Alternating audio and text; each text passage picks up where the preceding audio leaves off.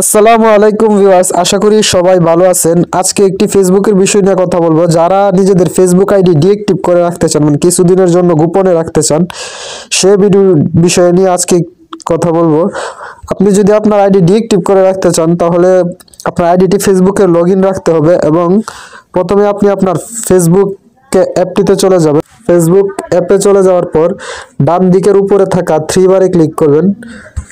ডান দিকের উপরে থাকা থ্রি বারে ক্লিক করার পর আপনি একটু স্ক্রল ডাউন করে নিচে যাবেন। স্ক্রল ডাউন করে নিচে যাওয়ার পরে দেখতে পাবেন সেটিংস নামে একটা অপশন আছে।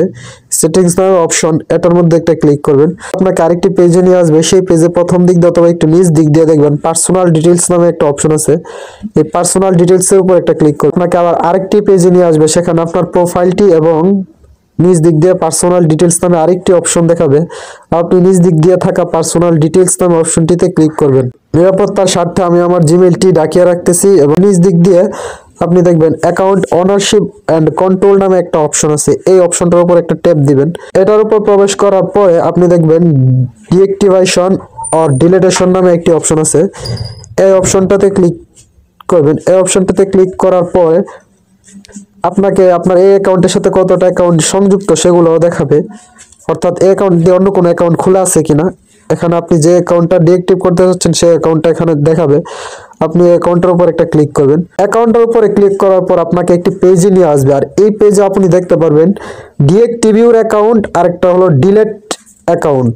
আপনি কোনটা করতে চান? যদি অ্যাকাউন্ট পার্মানেন্টলি ফেসবুক থেকে ডিলিট করতে চাচ্ছেন, তাহলে নিচ দিকেটা টিক মার্ক দিয়ে কন্টিনিউ বাটনে ক্লিক করবেন। যেহেতু আমরা ডিএক্টিভ করে রাখবো কিছুদিনের জন্য, মানে আমার যতদিন ইচ্ছা ততদিনের জন্য, সেহেতু আমি অ্যাকাউন্ট ডিএক্টিভে ক্লিক করার পরে নিচ দিক দিয়ে থাকা কন্টিনিউ বাটনে ক্লিক করব। কন্টিনিউ বাটনে ক্লিক করার পর আপনাকে আরেকটি পেজে নিয়ে আসবে। আর এই পেজের মধ্যে আপনি আপনার যে ফেসবুকের যে পাসওয়ার্ডটা দিয়ে নিচ দিক দিয়ে থাকা কন্টিনিউ বাটনে ক্লিক করবেন।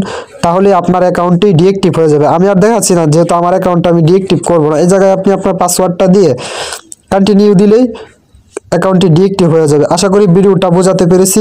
যদি কোনো প্রশ্ন থাকে তাহলে কমেন্ট করে জানাবেন।